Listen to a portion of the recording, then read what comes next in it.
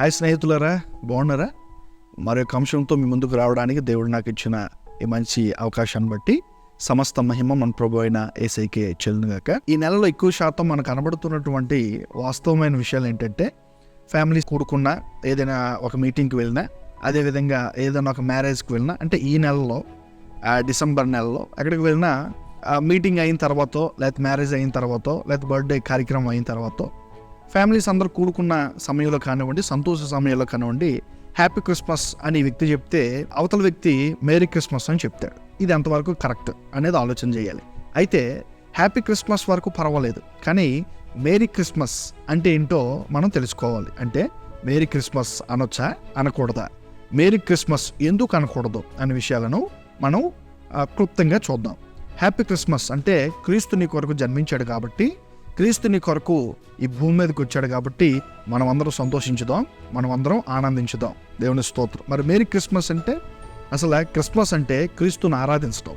ఇప్పుడు చాలామంది ఏమంటారంటే, తెలుసో తెలియక మాట వాడారో లేదో తెలియదు, కానీ మేరీ క్రిస్మస్ అనే మాట వాడకూడదు. ఎందుకు వాడకూడదంటే, మేరీ ఆరాధన కాదు ఇక్కడ కావాల్సింది. మరి మనం ఎవరిని ఆరాధించాలి? దేవుణ్ణి ఆరాధించాలి. అంటే యేసు ప్రభు మన కొరకు భూమి మీదకి వచ్చాడు కాబట్టి ఆయన దేవుణ్ణి మహింపరచబడాలి కాబట్టి ఆయనకే నీ ఆరాధన చెందాలి. మేరీని దేవుడు తన పాత్రగా తన పనిలో వాడుకున్నట్లుగా మనము చూస్తాం.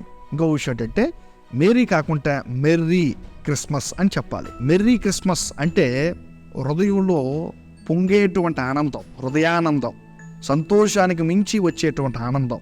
కాబట్టి క్రీస్తు మన కొరకు జన్మించాడు కాబట్టి మనమందరం హృదయంలో చాలా ఆనందిద్దాం, దానికి మించి ఆనందిద్దాం అని చెప్పడం మేరీ క్రిస్మస్ అనేది. కాబట్టి ఒకవేళ ఎవరైనా మేరీ క్రిస్మస్ అని చెప్తా ఉంటే మార్చుకోండి, దాన్ని మేరీగా మీరు మార్చాల్సిందిగా ప్రభుపేట నేను మీకు మనం చేస్తూ ఉన్నాను. ఎందుకంటే ఈ భయంకర దుర్దినాలు ఉన్నాం. ప్రతి విషయంలో కూడా కొన్ని విషయాలు మనం తెలుసుకోవాలి, కొన్ని విషయాలు మనం పాటించాలి.